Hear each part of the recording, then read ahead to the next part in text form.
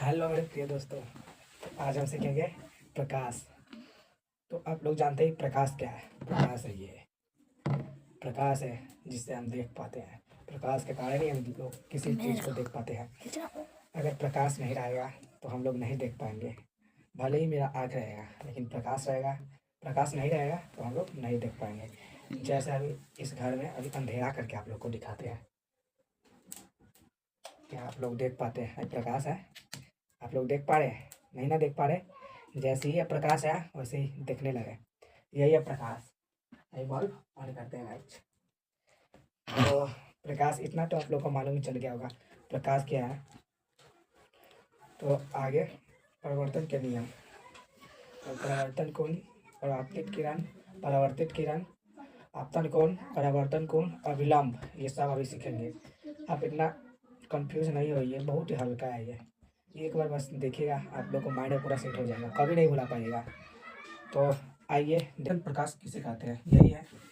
तो वह प्रक्रिया बात है, वह प्रक्रिया जो दूसरे तल पर पढ़ के फिर वो वापस चला जाता है उसे हम क्या कहते हैं? परावर्तन कहते हैं। तो परावर्तन के नियम होते हैं, कई दो नियम होते हैं हमारे यहाँ से। हाँ वही होते हैं दो। तो आज हम ये सीखेंगे। तो पहले जान जाते हैं आपतित किरण और परावर्तित किरण। तो ये है परावर्तक पृष्ठ।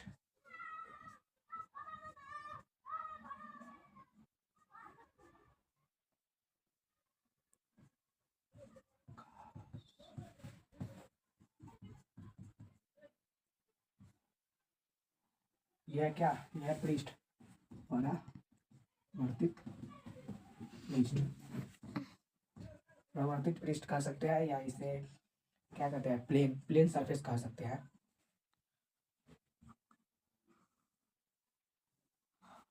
और ये जो इधर से लाइट जा रही है, ये जो लाइट जा रही है इसे हम क्या कहेंगे? ये जो लाइट जा रही है इसे हम क्या कहेंगे? तो इसे, ये जो लाइट जा रही है इसे हम कहेंगे आपतित किरण। जो जाता है उसे आपतित किरण कहेंगे।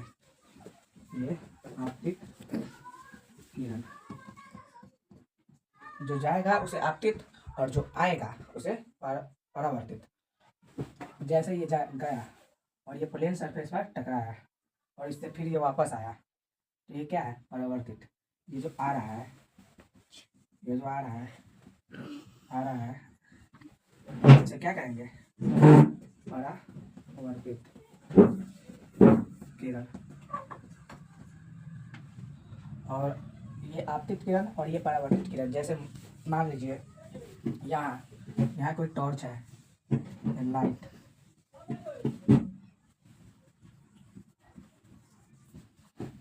ये टॉर्च है। इससे जो प्रकाश पड़ी है, ये पृष्ठ, चमकीले पृष्ठ यानी कि प्लेन सरफेस पर जो पड़ी है, मान लीजिए शीशा यहाँ, ये शीशा पर जो पड़ेगी ऐसे ये जाएगी फिर यहाँ से टकराएगी, तो ये टकरा के फिर वापस आएगा।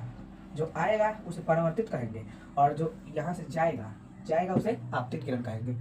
और इसके बीचों बीच जैसे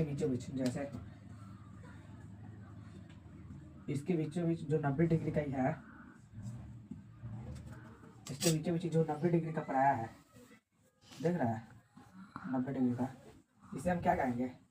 इसे हम कहेंगे अभिलंब।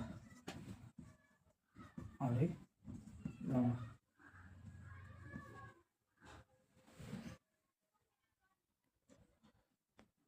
और जो बीचों बीच अभिलंब हमेशा 90 डिग्री के रहता है। 90 डिग्री का कौन रहता है? 90 डिग्री दोनों इधर, ये 90 डिग्री, इधर ये भी 90 डिग्री, 180। और इसमें जानेंगे क्या क्या है? जो आपतित किरण जान गया है। अब आपतन कोण जानेंगे। आपतन कोण क्या है तो बताते हैं आप लोग को। यहाँ से पहले इसको मिटा दीजिए, कंफ्यूज नहीं होगा। ये देखिए, ये जो यहाँ कोण बन रहा है, ये जो कोण बन रहा है इसे क्या कहेंगे? इधर जो आपतित और अभिलंब के बीच में जो कोण बनेगा उसे आपतित कोण कहेंगे। आपतित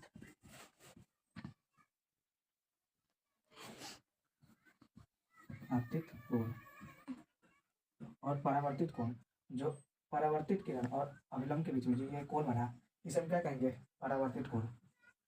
परावर्तित कोण। तो सिंपल भाषा में समझेंगे। जैसे हम किसी लाइट को शीशे के प्लेन सरफेस पर हम लाइट अगर मारेंगे तो वो जो रिफ्लेक्ट होके फिर इधर आएगा, फिर वापस उसी पृष्ठ पर आएगा, उसे हम कहेंगे परावर्तित किरण। और जो जाएगा उसे कहेंगे आपतित किरण।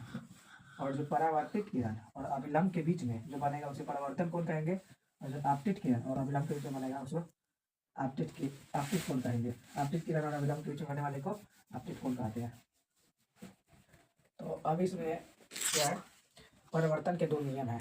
जैसे इसको हम आर कहते हैं, इसको आई।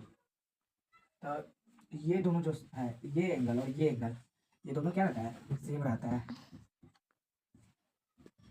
एंगल आर और एंगल आई दोनों क्या रहता है, सेम रहता है। और इसके परिवर्तन के नियम जान लेते हैं। के नियम, परिवर्तन के नियम क्या है। आपतित किरण, ये जो आपतित किरण है, आपतित किरण, परावर्तित किरण और ये अभिलंब, ये तीनों क्या है, एक ही तल पे है, एक ही तल पे है, एक ही पॉइंट पे है। ये तीनों जो मिला है ये एक ही पॉइंट पे मिला है, इसे क्या कहेंगे, ये पहला हो गया। तो लिखेंगे क्या यहाँ, आपतित, लिखेंगे आपतित किरण, परावर्तित किरण और अभिलंब।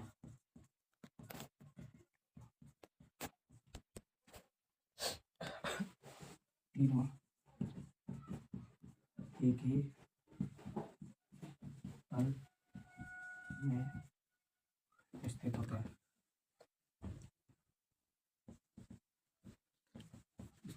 हैं,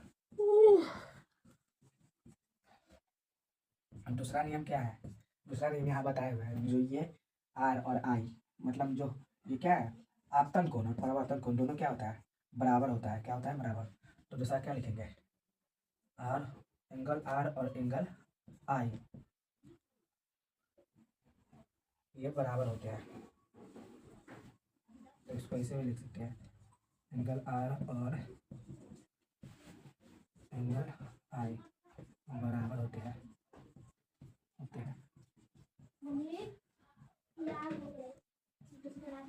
तो यही है, इतना ही छोटा सा सवाल है। अगर आप लोग को नहीं समझ में आया है तो फिर से एक बार इसको अच्छे से दिखेगा तो समझ में आ जाएगा। तो इसको प्रैक्टिकल अगला वीडियो में करके दिखाएंगे। इसके लिए इस वीडियो